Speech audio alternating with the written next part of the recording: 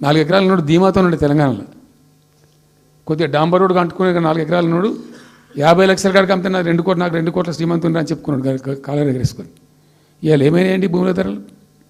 కుప్ప కూలిపోయినాయి. ఇంట్లో అమ్మాయి పెయింట్ ఉంటే ఎకరం అమ్మి చేద్దాం అనుకుంటే కొనే దిక్కులే సరని కళ్ళకు నీళ్ళు పెట్టుకుంటారు ప్రజలు. ఇవాళ లేదు, ఒక ఎకరా కూడా అమ్ముడు పోతలేదు, ఇప్పుడు కొంటలేడు. దిక్కు లేకుండా అమ్ముకుంటే ఇష్టం వచ్చిన అడ్డమైన ధరలకు అమ్ముకోవాలి. సో ఈ అరాకిరి మాటలు చెప్పి అడ్డమైన హామీలన్నీ ఇచ్చి నీకు చేసాదగాక కేవలం రాజకీయ అధికారమే మా లక్ష్యం అనే పద్ధతిలో ఇచ్చి ఇలా ప్రజలను వంచి అటు రైతాంగాన్ని నడిపిస్తున్నారు, పేద ప్రజలు నడిపిస్తున్నారు, పేద విద్యార్థులు నడిపిస్తున్నారు, రిటైర్డ్ ఎంప్లాయీస్ నడిపిస్తున్నారు. పచ్చి అబద్ధాలు. కేసీఆర్ చేసిన అప్పులకు వడ్డీలు కట్టలేకపోతున్నావా? కావు ఉతికింది కదా, ఈ చెంప ఆ చెంప వాయించింది కదా.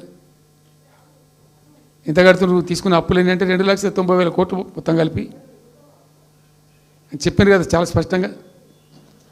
సో ఇట్లా ఇవన్నీ వాస్తవాలు ఒక పక్కకుంటే అన్ని అబద్ధాలు చెప్పుకుంటూ ఇష్టం వచ్చినట్టు మాట్లాడుకుంటూ ఇక నన్ను తిట్టడానికైతే వాళ్ళ నోరు మొక్కాలిగా. ఎప్పుడో సందర్భంలో కోపం వచ్చి ఒకటి తిట్టినామంటే ఓ మనిషిని మాట వేరు. పొద్దా కాదే కదా నా కేసీఆర్ చచ్చిపోవాలి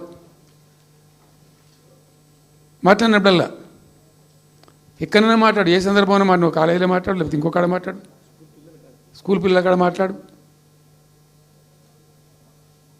గింత అక్కసు ఉంటుంది మనుషులకు. అది కరెక్ట్ అవుతుందా? సో ఇష్టం వచ్చిన పద్ధతులు, మాటలు, ఇష్టం వచ్చిన దుర్మార్గ ప్రచారాలు, అన్ని పచ్చి అబద్ధాలు నోరు తెరిస్తే. రియాలిటీ వేరుంది, జరుగుతున్నది వేరున్నది, అన్ని రికార్డ్ అవుతున్నాయి ప్రజల్లో, అన్ని గమనిస్తున్నారు.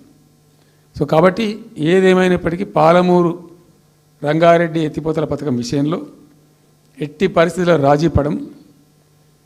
ఈ ప్రభుత్వాన్ని నిద్రపోనీయం, కేంద్ర ప్రభుత్వాన్ని కూడా నిద్రపోనీయం.